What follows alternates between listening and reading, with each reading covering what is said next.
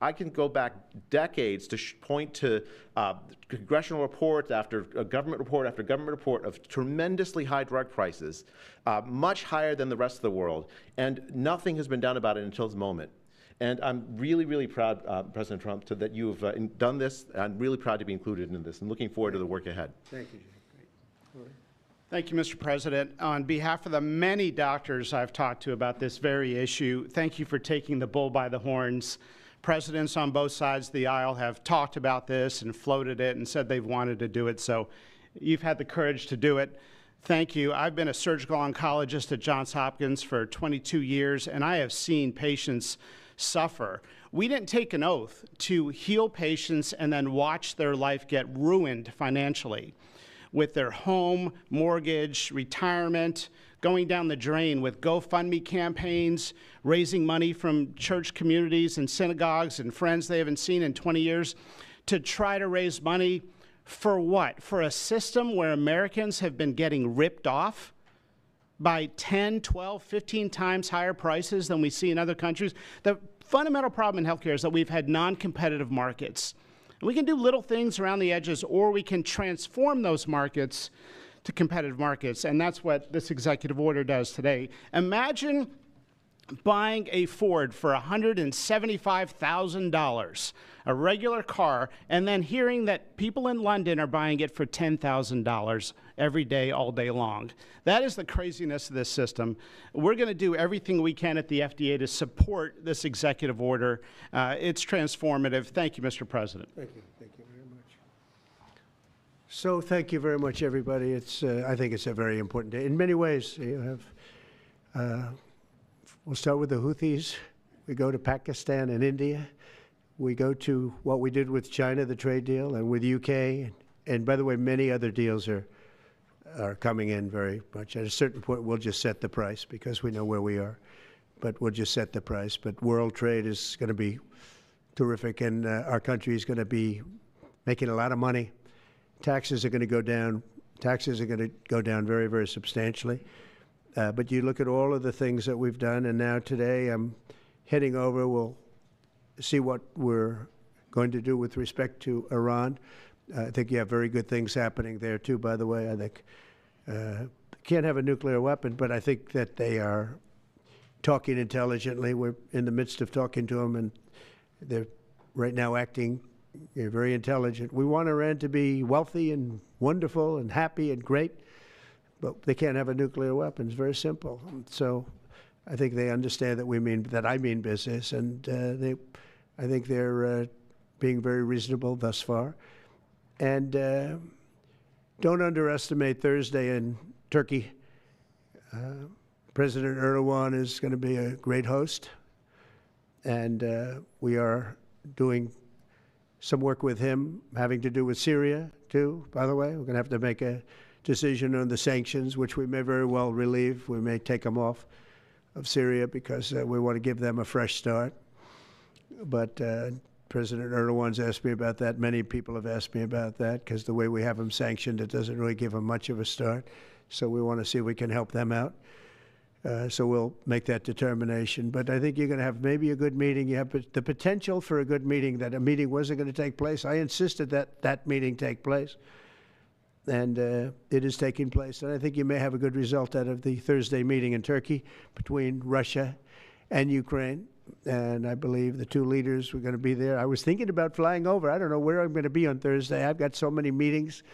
But I was thinking about actually flying over there. There's a possibility of it, I guess, if I think things can happen. But we got to get it done. We got to save 5,000 lives a week. 5,000 lives is really more than that. It's worse than that. And when you see and you don't want to see it, but when you see the satellite photographs of the battlefield with arms and legs and heads all over the place, separated by 30 yards from bodies, doesn't make sense. Doesn't make sense. So we're working very hard to see if we can end that bloodbath. Okay, there shouldn't be too many questions. It's been covered pretty well. Mr. President, thank you for taking questions. Two quick ones for you, starting on trade. If a longer-term deal is not reached with China at the end of these 90 days, can the American people expect those tariffs to go back up to 145%? No, but they would go up substantially higher. Okay, and then on You know, at 145, you're really decoupling because nobody's going to buy. But they can go, they got very high because of additional tariffs I applied during the course because of fentanyl and other things. But no, but they'd go substantially higher. Yeah. And then on Qatar, Mr. President, I think you will have a deal, however.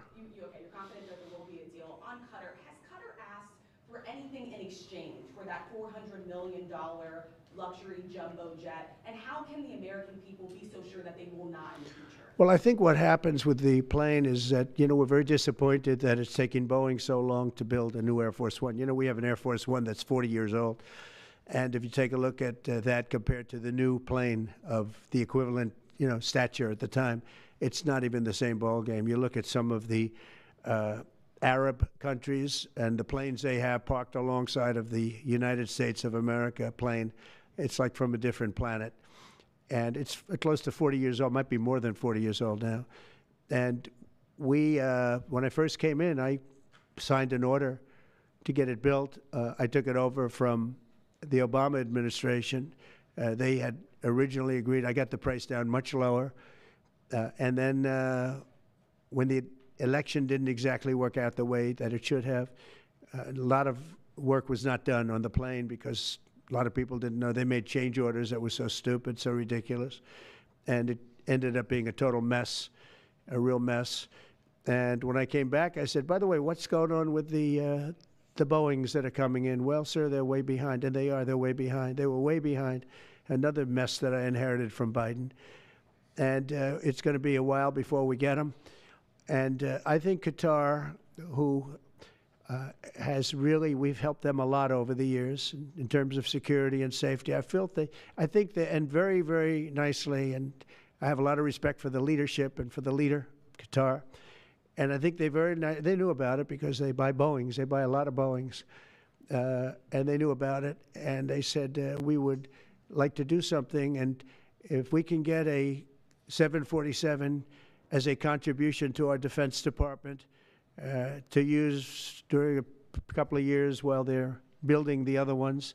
I think that was a very nice gesture. Now, I could be a stupid person and say, oh, no, we don't want a free plane. We give free things out. We'll take one, too.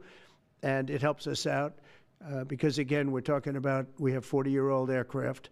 The money we spend, the maintenance we spend on those planes to keep them tippy-top is astronomical. You wouldn't even believe it. So I think it's a great gesture from Qatar. I appreciate it very much. I would never be one to turn down that kind of an offer. I mean, I could be a stupid person and say, no, we don't want a free, very expensive airplane.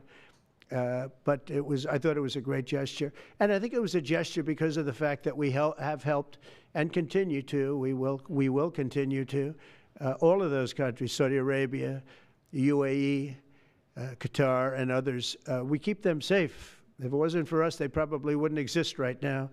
And I think this was just a gesture of good faith. And I don't get it. Someday it'll be like Ronald Reagan. They decommission them. You know, they get to a certain age, they decommission them. It'll go to my library. They're talking about going to my library in years out. But I thought it was a great gesture. And it's something that was done by Ronald Reagan. They actually decommissioned the plane, and he put it in his library. And it actually has made the library, I think, a Boeing 707. It's actually made the library more successful. So it was good. Do you plan to use the plane after you leave office? No, I don't. No, it would go directly to the library after I leave office. I wouldn't be using it. No. Mr. President, on the hostage, you said that the release of the American hostage, Adam Alexander, is a step in good faith to end this war. Do you expect any progress, or perhaps announcement on ceasefire during your trip to the Middle East? We hope that we're going to have other hostages released too, as you know. So when I met with the hostages 3 weeks ago that were there for quite a while, you remember the 10 people that came in, mostly young people. 1 or 2 were a little bit older. They were explaining the trials and tribulations. I mean, they went through hell. And I said, how many are there? They said 59. I said, that's a lot. I didn't realize, because we got a lot out. You know, we got a lot of hostages out, I think you will acknowledge. They said 59. But then they said, they followed that up by saying 59, of which 24 are living, the rest are dead. But the people whose son, mostly son, I think one daughter in this case, but mostly sons are there, or husbands are there, those people want the dead bodies as much as they want the live body. I have a mother that calls me, but came up to me when I first met her, and she said, "Sir, please, please get my son out. He's dead, but they have his body." And I asked her about that, and it's as though he were alive. The level of wanting that body back is the same. It couldn't be any more, as though he were alive. So, getting the bodies back is very important. That could be a thing having to do with the religion. It could be same. I was amazed at the level of importance. It's the same as if the son or husband or whatever was alive. So they said 59. In fact, they came in with a number 59 written out on like a sign on their chest. But they came to thank me for getting them out. And I said, "What does the 59 mean?" They said, "Well, that means there are 59 people." But then they said, "But 24 are living." Now it's 21. The number's 21. So now it's actually, we'll get Eitan today. We think we're getting him today. So it's 20. So they have 20 live hostages there. The rest are dead bodies. Mr. President, are you open to negotiating your tariffs on cars, steel, and aluminum with China or any other country? Well, we're not even talking about that. We're bringing the car business back into this country. We have commitments, and not only commitments, they've already started construction on many plants. They've left Mexico in a few cases. In a few cases, they've left Canada. They're not going to build in Canada. They're going to build here because we have the market, and the tariffs have been amazing. The election and the tariffs. November 5th was a big day, and on top of that, of course, you wouldn't have the tariffs without the election, I guess, if you look at it. But we have at least 11 committed massive car factories that are going to be built, that are in the process of being built. And some are going through, some have actually started. We also have renovations of existing factories where they weren't utilizing the full factory from years gone by, and now they're under full renovation. They'll be opening up full factories in a very short period of time. Our car industry is, I think we're going to have the #1 industry. If you look at Japan and these others, they do tremendously with cars, and they can do that too. But if they want to sell cars in the United States, they're going to have to build factories in the United States, because I'm interested in cars for the United States. Now, one other thing is, in our tax bill, we're giving not only no tax on tips, no tax on Social Security, no tax on overtime, but also we're going to get a deduction for people that borrow money to buy a car if it's made in America. If it's not, we have no interest. On the meeting between President Putin as well as President Zelensky, if President Putin doesn't show up to these talks in person in Turkey, will you join Europe in putting higher sanctions on If I felt it would be important toward getting the deal done, I'm the one that insisted on the meeting. They couldn't get a meeting because one said ceasefire, one said no ceasefire. It was going back and forth. I said, look, at this point, we got to stop it. Just go to the meeting. The meeting's been set. Go to the meeting on Thursday. And if I thought it would be helpful, I don't know where I'm going to be at that particular point. I'll be someplace in the Middle East, but I would fly there if I thought it would be helpful. Yeah, please. Refugees. I want to ask you about South African refugees. Dozens of Afrikaners who claim discrimination in their home country are heading to the United States, right, where your administration is going to welcome them as refugees. Now, this comes as you've halted virtually all refugee admissions for people fleeing famine and war from countries like Sudan and the Democratic Republic of Congo. Why are you creating an expedited path into the country for Afrikaners but not others? Because they're being killed, and we don't want to see people be killed. Now, South Africa leadership is coming to see me, I understand, sometime next week. And, we're supposed to have I guess a G20 meeting there or something, but we're having a G20 meeting. I don't know how we can go unless that situation's taken care of, but it's a genocide that's taking place that you people don't want to write about, but it's a terrible thing that's taking place, and farmers are being killed. They happen to be white, but whether they're white or black makes no difference to me, but white farmers are being brutally killed, and their land is being confiscated in South Africa. And the newspapers and the media, television media, doesn't even talk about it. If it were the other way around, they'd talk about it. That would be the only story they'd talk about. And I don't care who they are. I don't care about their race, their color. I don't care about their height, their weight. I don't care about anything. I just know that what's happening is terrible. I have people that live in South Africa. They say it's a terrible situation taking place. So we've essentially extended citizenship to those people to escape from that violence and come here. Yeah. Mr. President, Please. Yeah, Mr. President, thank you. Are you letting China off the hook for these 90 days, and do you really believe that they will follow through with non-tariff barriers and remove those? Non-monetary tariffs, yeah. Yeah, I think they're going to follow through. I think they want it very badly. I think they want the deal very badly. Again, this doesn't include the steel tariffs that I put on a long time ago that Biden tried to get off, but he couldn't get them off because it was too much money. You know, I took in hundreds of billions of dollars from China, what a lot of people don't know, but we put on the tariffs originally. And if I didn't do that, we wouldn't have a steel industry today. Now we have a thriving steel industry. It'll be thriving much more with what we're doing because this is the next level. But it doesn't include that, doesn't include cars, doesn't include pharmaceuticals when we do that. And the reason we're doing that will be to get them to come back in the country. You know, there are, again, I always say it because a lot of people forget, but if a company like Eli Lilly, which is making a massive investment in the United States right now. They're building many, many plants. They've already started like 7 of them, many plants, but they are not going to be tariffed.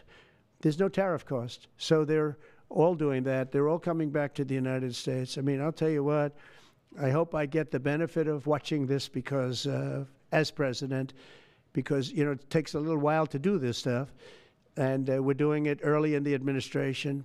If you think of it, we have, I believe, if you look at the real total, it's over $10 trillion committed for plants and factories. Other administrations haven't had $1 trillion over a 4-year period, even over an 8-year period. We have over $10 trillion committed in one form or the other over 2 months. Give me a break. I'm here to hear 3, but let's give me a break on the first month. We want to get acclimated. But, you know, but if you think about it, it's really 2 months. And so in 2 months, we have an investment already of over $10 trillion. And other presidents haven't had that done over a year, over 4 years in some cases. It's unprecedented. There's never been anything like it. It's a very exciting time in America. Thank you very much, everybody. Thank you. Mr. President, are you ready to impose sanctions on Russia if Putin doesn't agree with the 30-day ceasefire? I have a feeling they're going to agree. I do. I have a feeling. And who's in charge of the countries? Let's see what happens. No European countries who's in charge of the budget bill negotiations? In the negotiations. The budget bill negotiations are taking place. Who in your administration is in charge of that while you're gone? Is it everybody, and Bobby, from the standpoint of medical, this group behind me, I mean, I think it's the best group ever assembled. In terms of medical, I think you're going to see a tremendous cut. I don't think, I mean, I know you're going to see it in Medicaid and Medicare. That cut will be massive because drugs are 50–60% of the cost. So Medicaid costs are going down and Medicare costs are going down because of what we're doing today. And there's no, it's not like, oh, gee, well, maybe it won't happen. It's going to happen because the other countries have no choice. Now, the drug companies are going to have to say, listen, if you don't pay more, we're not going to give you the drug, and they're willing to do that. So that's it. They have to, we have to equalize. Mr. President, what is price controls? Say it? How do you respond to the fact that this... It's not price control, no. What was price control is before. If you want to talk about price control is what they were doing. They were making us pay. They set a price, and they said, here's what we're going to pay. And anything else, charge America.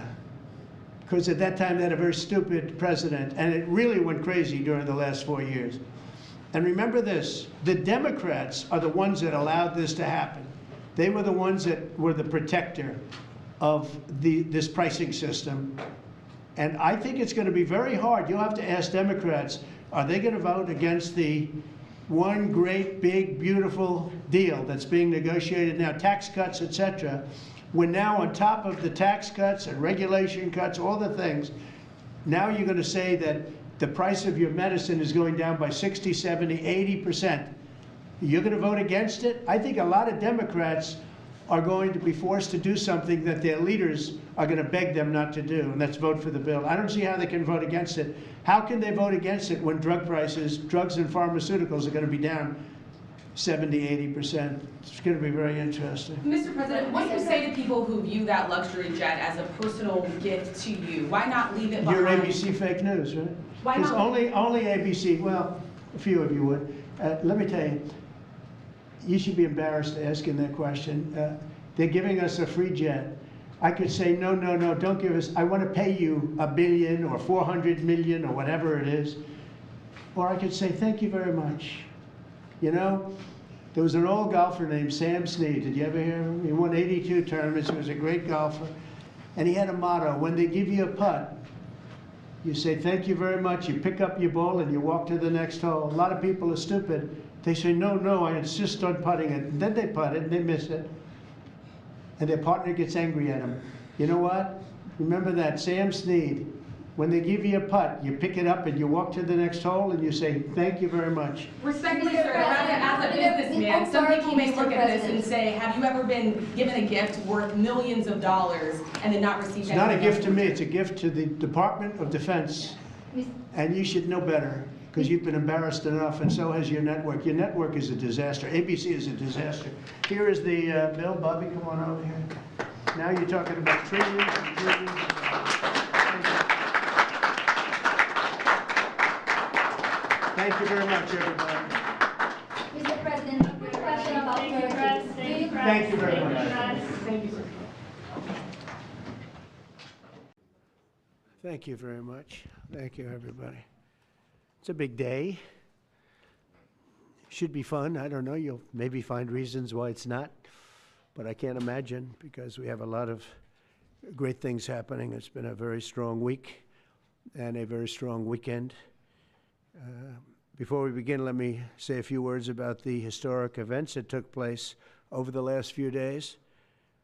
On Saturday, my administration helped broker a full and immediate ceasefire, I think a permanent one, between India and Pakistan, ending a dangerous conflict of two nations with lots of nuclear weapons.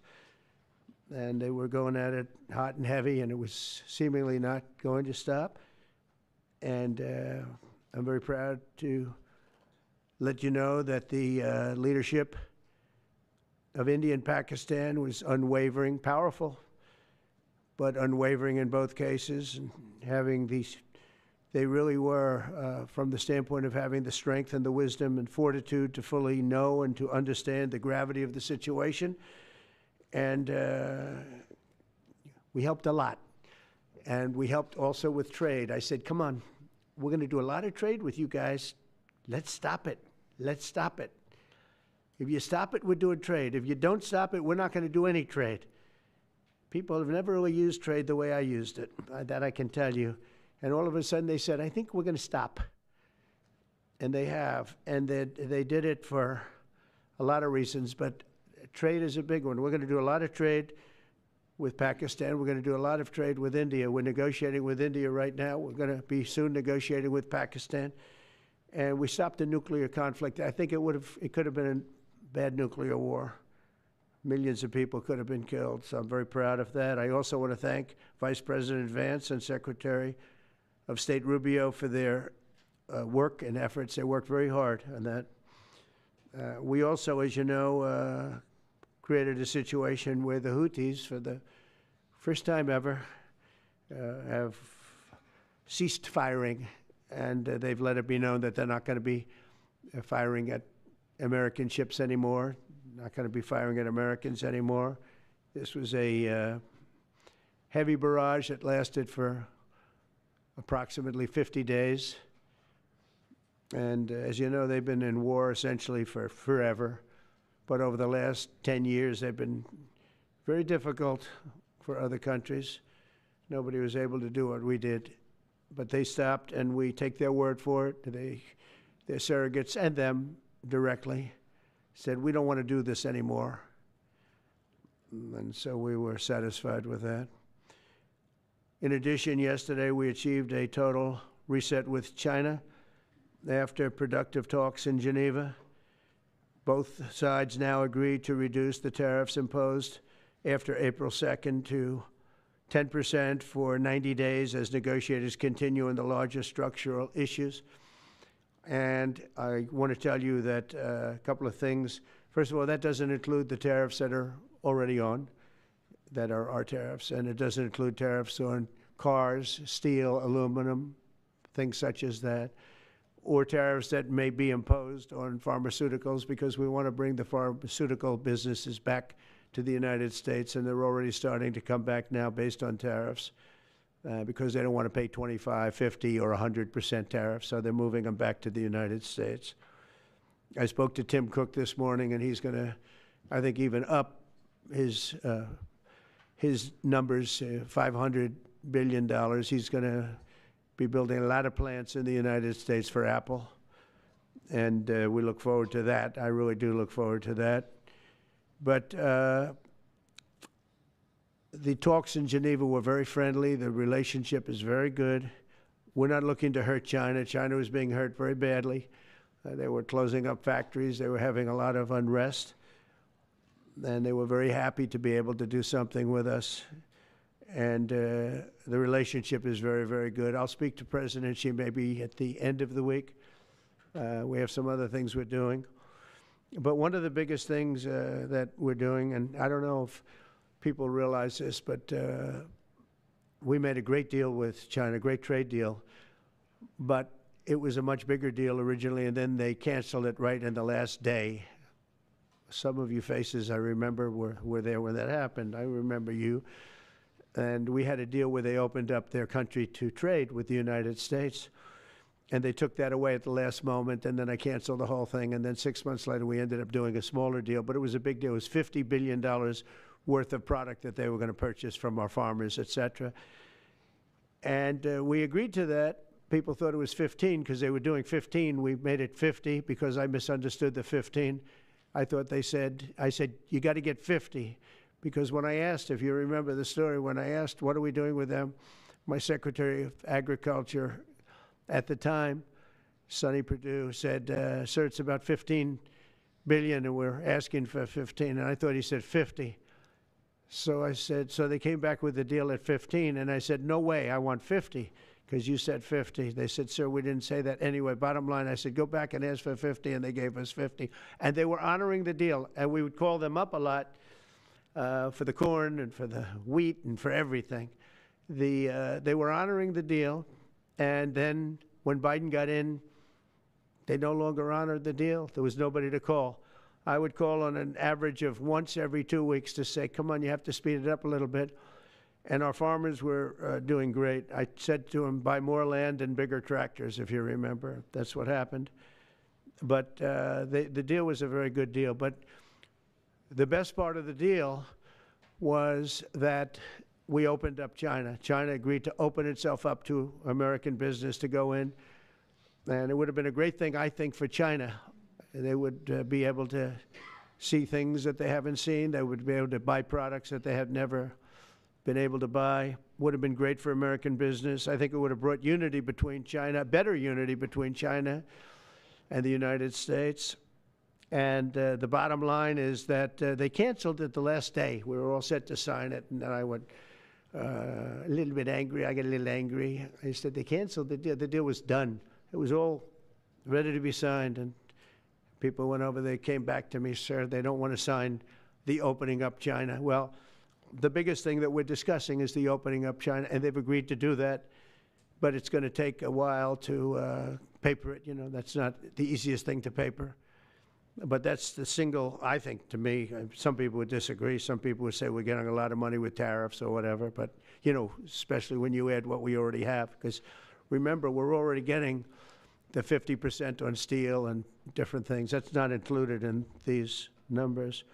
So you can add that. But the biggest thing to me is the opening up. It would be, I think it would be fantastic for our businesses if we could go in and compete with China. It would be a lot of jobs for China. It would be, I think, at a time when they can frankly use the jobs.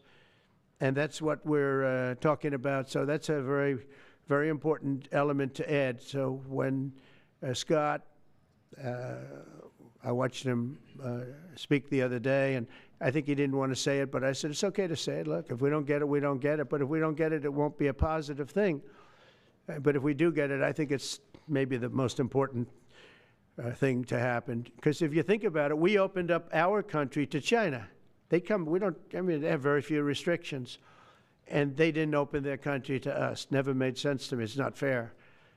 And they've agreed to open China, fully open China. And I think it's going to be fantastic for China. I think it's going to be fantastic for us. And I think it's going to be great for unification and peace. China will also suspend and remove all of its non-monetary barriers. They've agreed to do that.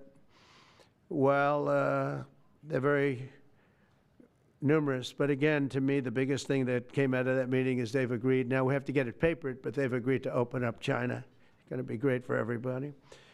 And third, I'm very happy to announce that Idan Alexander, an American citizen who until recently most thought was no longer living, thought was dead, is going to be released in about 2 hours, actually. And he's going to be released before the eyes of Steve Witkoff, who's done a fantastic job. I just, you know, I know a lot of people that have a lot of talent. I know Steve, he had a lot of talent. But I know a lot of people with a lot of talent, but there's one that I thought had a special way about him, special personality. Aside from being a good deal maker, had a special way about him, and it was Steve. Knew very little about the subject matter, who does? But he learned it in about 2 hours. And he's been fantastic, so I want to just thank Steve. But they're going to be releasing Idan in about 2 hours from now, or sometime today, let's say. And again, they thought he was dead just a short while ago. His parents are so happy. They're so happy. So it's, as you know, Idan's the only American citizen who's captured and held hostage by Hamas since October 7th, 2023. And he's coming home to his parents, which is really great news. I mean, to me, it's big news. They thought he was dead. So that's that. So we'll be heading there, and we'll be seeing 3 primary countries. You know all about that: Saudi Arabia, UAE, Qatar. On Thursday's meeting with Russia and Ukraine is very important. I was very insistent that that meeting take place. I think good things can come out of that meeting. Stop the bloodshed of the horrible. It's a bloodbath. But that 5,000 more, it's really much more, I'm trying to be conservative, more than 5,000 soldiers. Russian, they're not American soldiers, they're from Russia, they're from Ukraine, but they're people. They're human souls, and they're being killed at levels that we haven't seen since the Second World War. And it's every week. A lot of drone fighting. It's a whole new form of warfare, and it's violent and vicious. And so that's it. I'd like to go back to China just for a second. They're very heavy on the fentanyl. We're charging them, as you know, 20% for the fact that they send fentanyl into our country. And they've agreed that they're going to stop that. And, you know, they'll be rewarded by not having to pay, you know, hundreds of billions of dollars in tariffs. So the fentanyl should stop. It comes from China. It's amazing. And comes through our southern border, comes through our northern border too, comes through Canada, and comes through our southern border, much more through the southern border. But so that's a very important subject to me, because everybody in this room has lost friends or people that have family members that have died of fentanyl. So there's a big incentive for China to stop, and I take them at their word. They're going to work on that, I think, very hard. And one thing, when they work on something, they get it done. So now I'm about to depart on a historic visit. Some of you are going with us to, as I said, Saudi Arabia, Qatar, and United Arab Emirates. Before I do, I'll sign one of the most consequential executive orders in our country's history. I don't think there's ever been anything signed like this, certainly not with respect to health care, nothing even close. I'm delighted to be joined on this occasion by Secretary of Health and Human Services Robert F. Kennedy Jr., who is doing a really good job, I have to tell you that. CMS Administrator, a friend of mine, Dr. Mehmet Oz, who is an amazing guy. You know, I was telling Bobby before, Oz had a very successful show, but it hurt his reputation. Because when you're in show business, it hurts your reputation a little bit. It's good for you, but in terms of professionalism and being a doctor, it sort of hurts your reputation. This guy went to the best schools, was the best, I mean, top of the line. Then he did a television show, became a success, made a lot of money, all that stuff, but it sort of hurt him. And you know who I compare that to? I hate to say this, but a special woman, Jeanine Pirro. She was the toughest, smartest DA, maybe in our countries, in our cities and states, history, New York. She was really tough, really sharp. Then she did a show, and people didn't think of her quite the same way. She became more of an entertainment person, like Oz. Oz is not an entertainer. He's not really an entertainer, if you know the real story. And she isn't either. She is unbelievable. She was one of the strongest district attorneys in the history of New York, highly respected, very tough, went after the drug dealers at a level that you don't see today anymore. And hopefully she's given up a tremendous, she's leaving the #1 show on cable television, one of the #1 shows on television, period, The Five, but they've got great people left behind, but she was a big part of it. And so I equated to that. Jeanine Pirro is unbelievable. FDA Commissioner Dr. Marty McCary, with a reputation that's second to none, and the job he's doing already has been fantastic. Thank you, Marty. And Director of National Institute of Health, Jay Bhattacharya, who has been, as you know, from Stanford, so highly regarded, and have all been working with us very hard on this. And the question they would ask, being a little bit new to the government aspect of it, is why doesn't somebody fight the drug price situation, meaning equalization? There's a term, it's called equalization. Nobody wants to mention that term. And I'm not knocking the drug companies. I'm really more knocking the countries than the drug companies, because they're forced to do things. But the drug lobby is the strongest lobby in this country, they say, the drug lobby. It's between that and lawyers, and they have a lot of power. But starting today, the United States will no longer subsidize the health care of foreign countries, which is what we were doing. We're subsidizing others' health care. Countries where they paid a small fraction of what, for the same drug, that what we pay many, many times more for. And will no longer tolerate profiteering and price gouging from Big Pharma. But again, it was really the countries that forced Big Pharma to do things that, frankly, I'm not sure they really felt comfortable doing. But they've gotten away with it, these countries. European Union has been brutal. And the drug companies actually told me stories. It was just brutal how they forced them. And European Union suing all our companies, Apple, Google, Meta. They're suing all of our companies. They end up, they have judges that are European Union-centric, and they get rewarded $15 billion, $17 billion, $20 billion, and they use that to run their operation. Not going to happen any longer, that I can tell you. So what's been happening is we've been subsidizing other countries throughout the world, not just in Europe, throughout the world. European Union was the most difficult, from what I understand. I mean, I'll tell you a story. A friend of mine who's a businessman, very, very, very top guy. Most of you would have heard of him. A highly neurotic, brilliant businessman, seriously overweight, and he takes the fat shot drug. And he called me up, and he said, President, he calls me, he used to call me Donald, now he calls me President, so that's nice respect. But he's a rough guy, smart guy, very successful, very rich. I wouldn't even know how we would know this, but because he's got comments. President, could I ask you a question? What? I'm in London, and I just paid for this damn fat drug I take. I said, it's not working. He said, I just paid $88 And in New York, I pay $1,300. What the hell is going on? He said, so I checked. And it's the same box, made in the same plant, by the same company. It's the identical pill that I buy in New York. And here I'm paying $88 in London. In New York, I'm paying $1,300. Now, this is a great businessman, but he's not familiar with this crazy situation that we have. But he was stunned. But it was just one of those stories. And I brought it up with the drug companies, represented by somebody who's very, very smart, good person, too.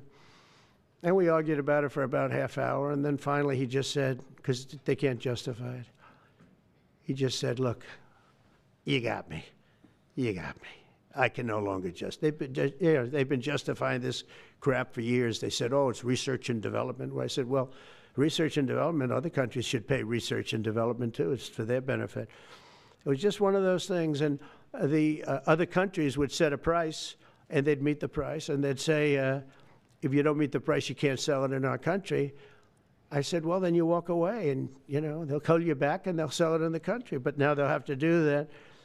So for the first time in many years, we'll slash the cost of prescription drugs, and we will bring fairness to America. Drug prices will come down by much more, really, if you think 59. If you think of a drug that is sometimes 10 times more expensive, it's much more than the 59%. It depends on the way you want to analyze it, but in one way you could analyze it that way. But between 59 and 80, and I guess even 90%.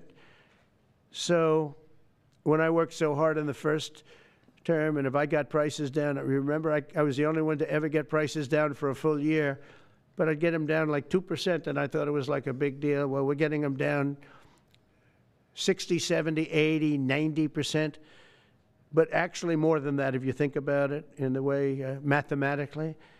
And Farmer has to say, we're sorry, but we'll not be able to do this any longer to these countries that have been so tough.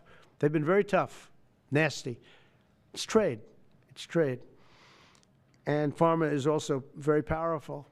And the Democrats have protected pharma. The Democrats, this is the Democrats have protected pharma. These are the Democrats. And by the way, I just called the Speaker of the House, and I just called the leader, our leader in the Senate, John Thune, Mike Johnson.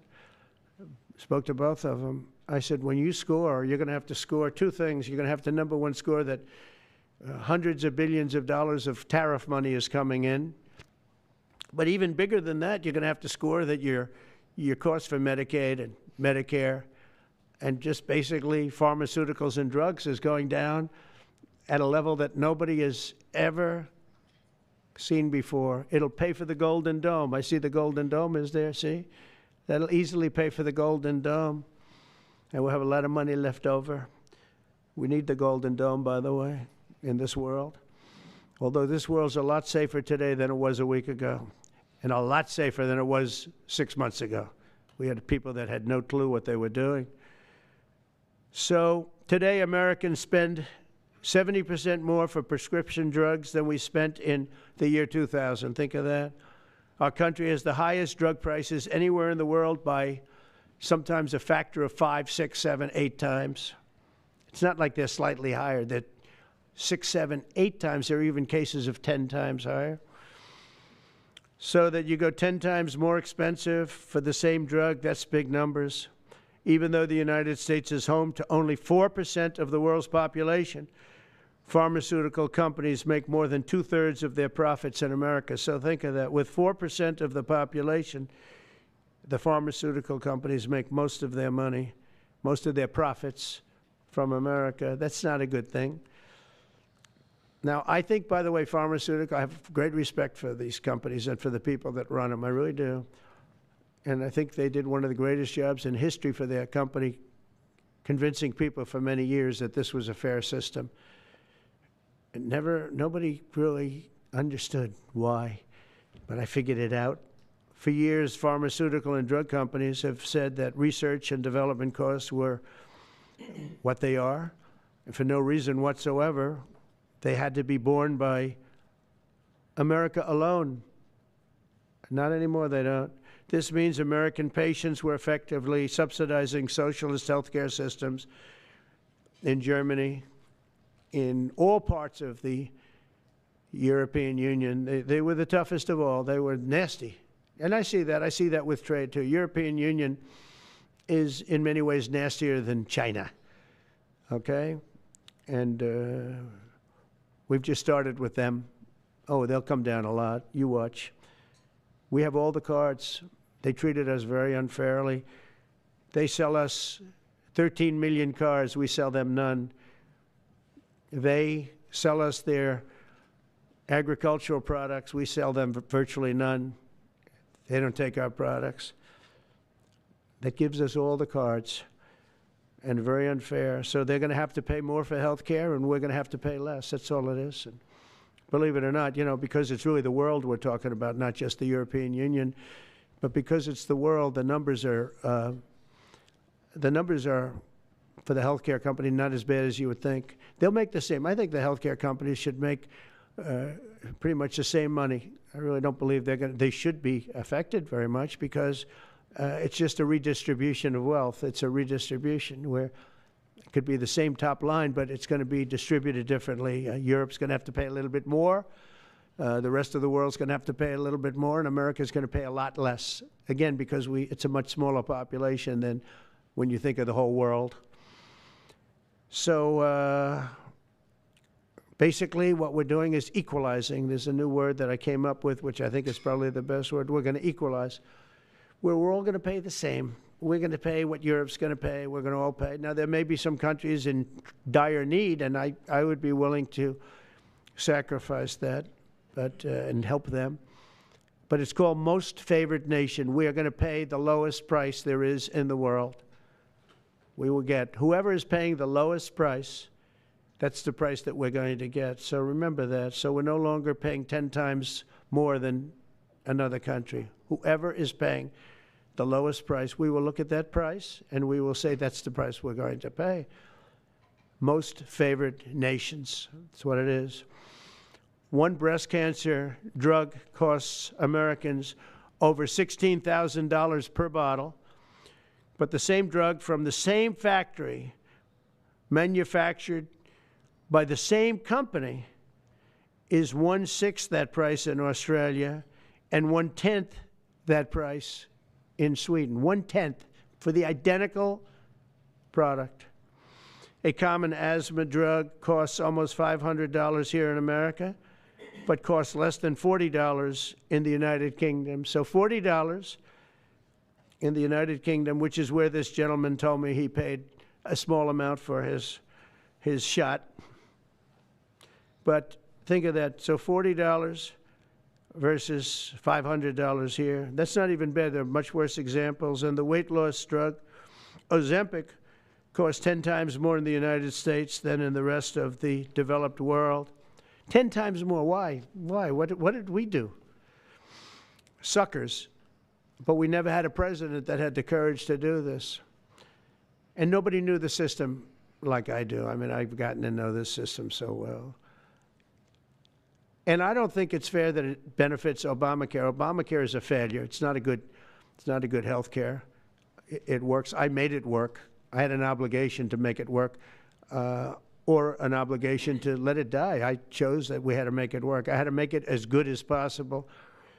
And I had a choice. I could have let it fail or make it as good as possible. As good as possible means it was still not very good, but it survived. And we did the right thing. But this makes everything work. And I don't want to have a bad form of health care work because of the fact I was able to cut drug prices by 80 or 90%. So we're going to maybe come up with something. I think this gives the Republicans a chance to actually do a health care that's much better than Obamacare and for less money, which if you guys would work on that along with Congress. But I do want to say that Democrats could have done this a long time ago. They have fought like hell for the drug companies, and they knew they were doing the wrong thing. And it's going to be very hard. I was just telling the leader and the speaker that it's going to be very hard for the Democrats to vote against the one big, beautiful deal. the greatest tax cuts in history, greatest everything, but now you have the big drug prices because that's going to be included. It makes that whole situation different from a scoring standpoint. I just told them, I called them up about this. I said, I'm going to do something that's going to be very monumental, and you're going to be scoring. You better tell your people that this is going to score really well. And then add hundreds of billions of dollars in tariffs to your list also. But as big as the tariffs are, this is something that really hits quickly. 5 years ago, I signed an executive order to confront this disaster, but only confront it in a minor way. It was a good confrontation, but never to this extent. And it took people a little while to understand a very complicated system. But Joe Biden, without any knowledge of what he was doing, terminated the policy and then pretended to negotiate under a new system. And then you take a look, 5 out of the 10 drugs that he negotiated are now over 200% more expensive in America than the rest of the world, and far more expensive than when he even got involved. Much more expensive than when he got involved. Joe Biden's plan was as you know, because you wrote about it, you don't say it very loudly, but it was a very big failure, was his whole presidency. First, I'm directing the U.S. Trade Representatives and Department of Commerce to begin investigations into foreign nations that extort drug companies by blocking their products unless they accept bottom line and very low dollar amounts for their product, unfairly shifting the cost burden onto American patients.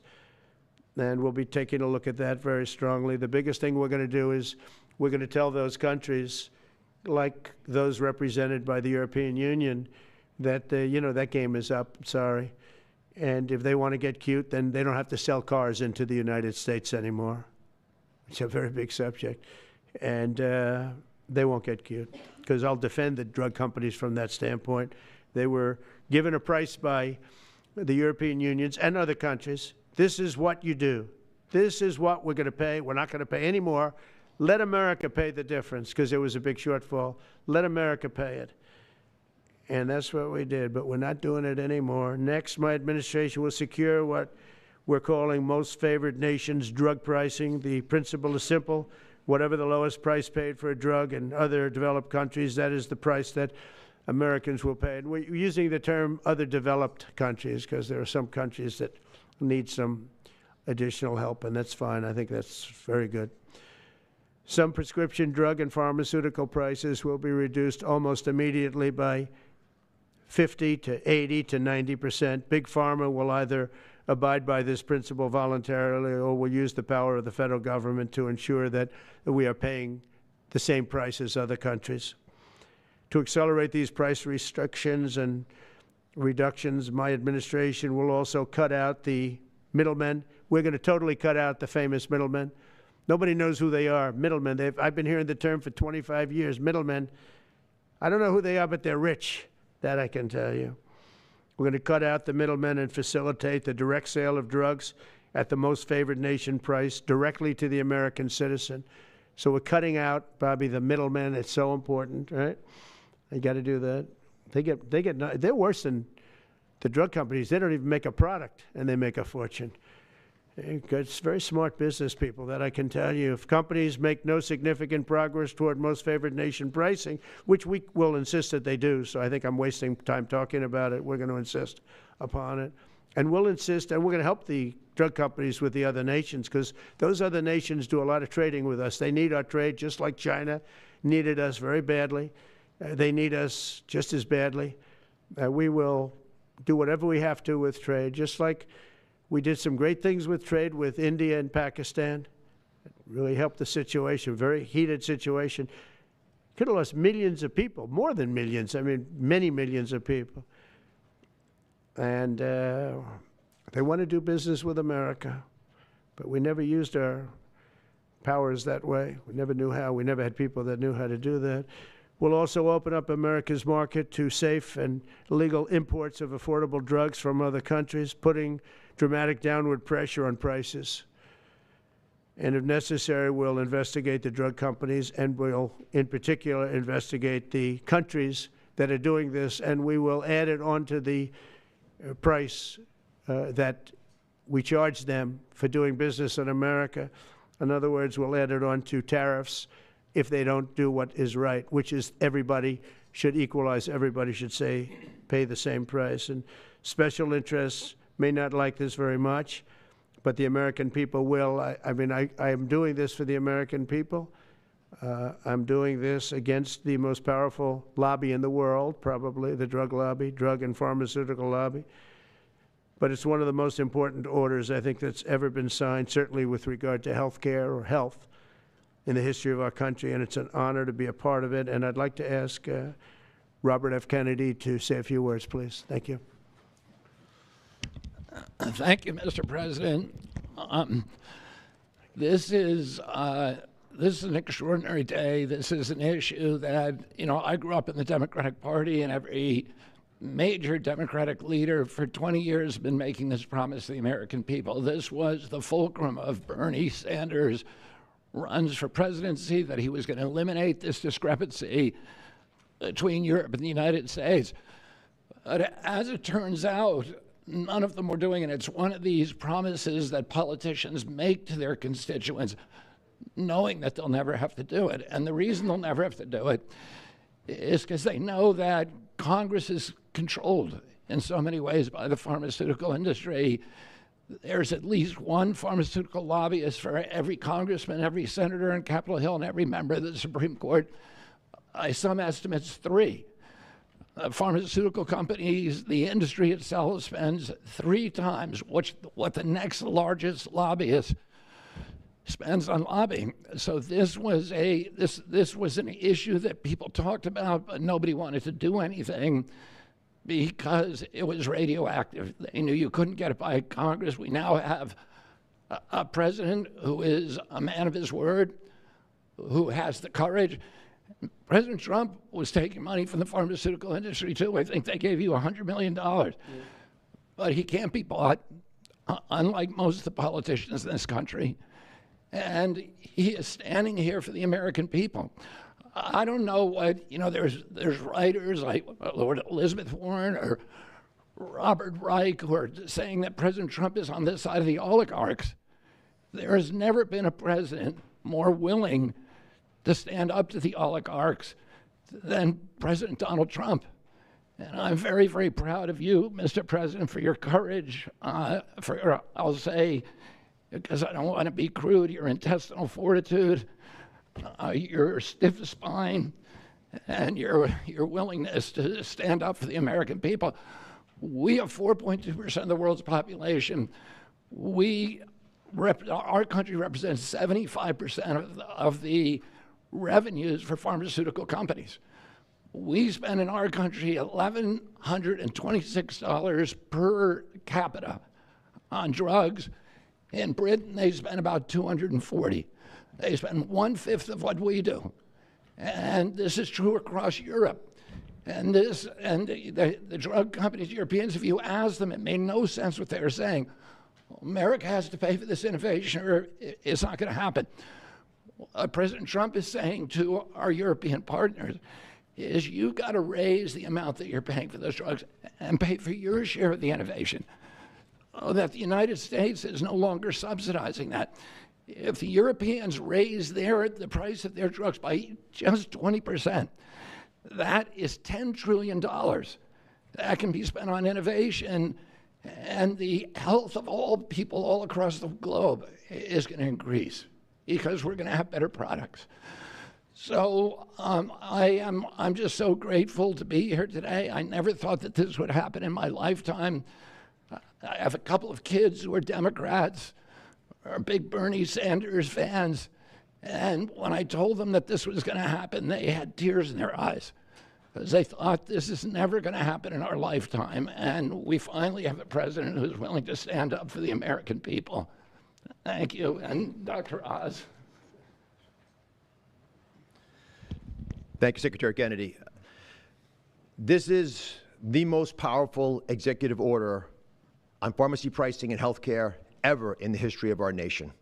And it's only happening because we have a president with the fortitude, the guts to stand up to the withering criticism and lobbying that's going to occur as soon as folks hear about the executive order. So On behalf of the child in Philadelphia who's got an autoimmune disease with a $1,000 a month drug, or the older woman in Los Angeles who's on a blood thinner who can't afford her copay, I want to thank President Trump. God bless you for having the guts to take on this industry. Thank you, sir. Thank you very much.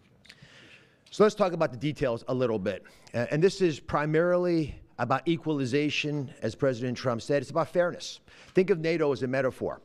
When President Trump said, you've got to pay a little more so it makes sense for all of us, they came up. And the European countries contributed. The same thing we believe will happen in this situation. Most people who have thought about this process agree that it is patently unfair to tolerate the numbers that Secretary Kennedy and President Trump have reflected to you. On this chart to my left is a list of the 10 drugs that were negotiated in the IRA. Again, this is the bill, the law, that regulates a negotiation process. This is the best price that was able to be obtained by the Biden administration. And if you look at these numbers, they actually reflect how much on top of the most favored nation price was being paid by the United States. So the closest to me, and Bob, you can point to the Jardiance, the closest one, 289%, the one that's closest to you. That means that we are paying in America 4 times more than that drug costs in other countries. Again, 100% is the baseline. It's 289% above that baseline. It goes all the way down to when we're paying 50% more than any other country. That's the range.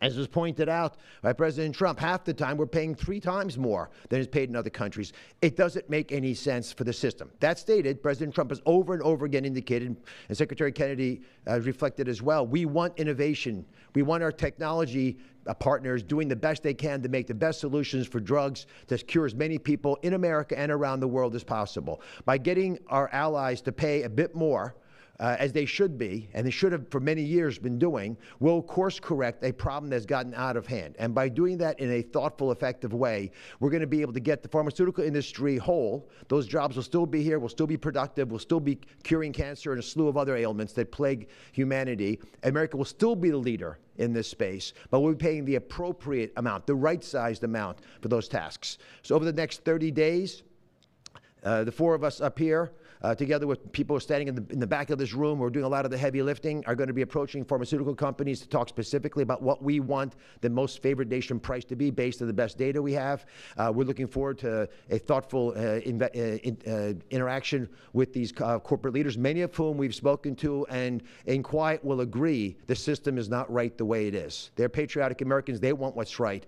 But the fact that in my lifetime, as Secretary Kennedy said, for the first time, we have a thoughtful and aggressive approach thanks to President Trump on taking on the special interests, should give all Americans confidence that this is an administration that stands for fairness, and it should chill the waters for those who believe they can push us away from our North Star, which is to take care of the American people.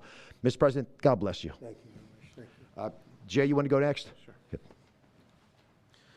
So I teach economics at Stanford as well as health policy. And one thing that's really, really simple in economics is that when you have a persistent price difference for the same product between 2 countries, there is something deeply wrong. And what President Trump has done is a historic measure that should have been done a long time ago. What we're going to do is make sure that those prices become much closer to equal, like a competitive market you'd expect. Right now what's happening is the American people are subsidizing in large fraction the research and development efforts for drug companies around the world by the higher prices that we pay. With this new order, Europe will share the burden of that. And in fact, if you may think of it as like as somehow it's like it's going after drug companies, actually it's helping drug companies. Because what we're also going to do with this order, what President Trump has done with this order, is he's said to European governments, look, if you are taking advantage of the drug companies by forcing them to charge very, very low prices, we're going to defend American drug companies in Europe. At the same time, we're standing up for the American consumer who's been paying far too high prices for far too long. I can go back decades to point to congressional report after government report of tremendously high drug prices, much higher than the rest of the world, and nothing has been done about it until this moment. And I'm really, really proud, President Trump, that you've done this. I'm really proud to be included in this and looking forward to the work ahead. Thank you, Jay. Great. All right. Thank you, Mr. President. On behalf of the many doctors I've talked to about this very issue, thank you for taking the bull by the horns. Presidents on both sides of the aisle have talked about this and floated it and said they've wanted to do it, so you've had the courage to do it. Thank you. I've been a surgical oncologist at Johns Hopkins for 22 years, and I have seen patients suffer. We didn't take an oath to heal patients and then watch their life get ruined financially, with their home, mortgage, retirement, going down the drain with GoFundMe campaigns, raising money from church communities and synagogues and friends they haven't seen in 20 years to try to raise money for what? For a system where Americans have been getting ripped off by 10, 12, 15 times higher prices than we see in other countries. The fundamental problem in healthcare is that we've had non-competitive markets. We can do little things around the edges, or we can transform those markets to competitive markets, and that's what this executive order does today. Imagine buying a Ford for $175,000, a regular car, and then hearing that people in London are buying it for $10,000 every day, all day long. That is the craziness of this system. We're going to do everything we can at the FDA to support this executive order. It's transformative. Thank you, Mr. President. Thank you. Thank you very much. So thank you very much, everybody. I think it's a very important day. In many ways, you have, we'll start with the Houthis. We go to Pakistan and India. We go to what we did with China, the trade deal, and with UK. And by the way, many other deals are coming in very much. At a certain point, we'll just set the price because we know where we are. But we'll just set the price. But world trade is going to be terrific, and our country is going to be making a lot of money. Taxes are going to go down. Taxes are going to go down very, very substantially. But you look at all of the things that we've done, and now today I'm heading over. We'll see what we're going to do with respect to Iran. I think you have very good things happening there, too, by the way. I think can't have a nuclear weapon, but I think that they are talking intelligently. We're in the midst of talking to them, and they're right now acting very intelligent. We want Iran to be wealthy and wonderful and happy and great, but they can't have a nuclear weapon. It's very simple. So I think they understand that I mean business, and I think they're being very reasonable thus far. And don't underestimate Thursday in Turkey. President Erdogan is going to be a great host, and we are doing some work with him having to do with Syria, too, by the way. We're going to have to make a decision on the sanctions, which we may very well relieve. We may take them off of Syria because we want to give them a fresh start. But President Erdogan's asked me about that. Many people have asked me about that because the way we have them sanctioned, it doesn't really give them much of a start. So we want to see if we can help them out. So we'll make that determination. But I think you're going to have maybe a good meeting. You have the potential for a good meeting, that a meeting wasn't going to take place. I insisted that that meeting take place. And it is taking place. And I think you may have a good result out of the Thursday meeting in Turkey between Russia and Ukraine. And I believe the two leaders were going to be there. I was thinking about flying over. I don't know where I'm going to be on Thursday. I've got so many meetings. But I was thinking about actually flying over there. There's a possibility of it, I guess, if I think things can happen. But we got to get it done. We got to save 5,000 lives a week. 5,000 lives is really more than that. It's worse than that. And when you see and you don't want to see it, but when you see the satellite photographs of the battlefield with arms and legs and heads all over the place, separated by 30 yards from bodies, doesn't make sense. Doesn't make sense. So we're working very hard to see if we can end that bloodbath. Okay, there shouldn't be too many questions. It's been covered pretty well. Mr. President, thank you for taking questions. Two quick ones for you. Starting on trade. If a longer-term deal is not reached with China at the end of these 90 days, can the American people expect those tariffs to go back up to 145%? No, but they would go up substantially higher. You know, at 145, you're really decoupling because nobody's going to buy. But they can go, they got very high because of additional tariffs I applied during the course because of fentanyl and other things. But no, but they'd go substantially higher. Yeah. And then on Qatar, Mr. President. I think you will have a deal, however. You're confident that there will be a deal. On Qatar, has Qatar asked for anything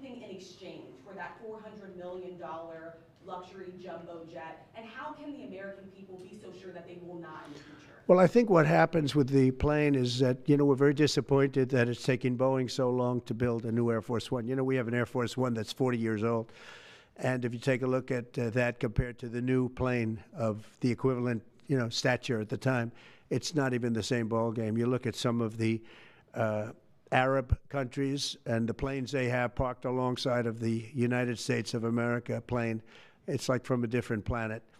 And it's close to 40 years old, might be more than 40 years old now. And we, when I first came in, I signed an order to get it built. I took it over from the Obama administration. They had originally agreed. I got the price down much lower.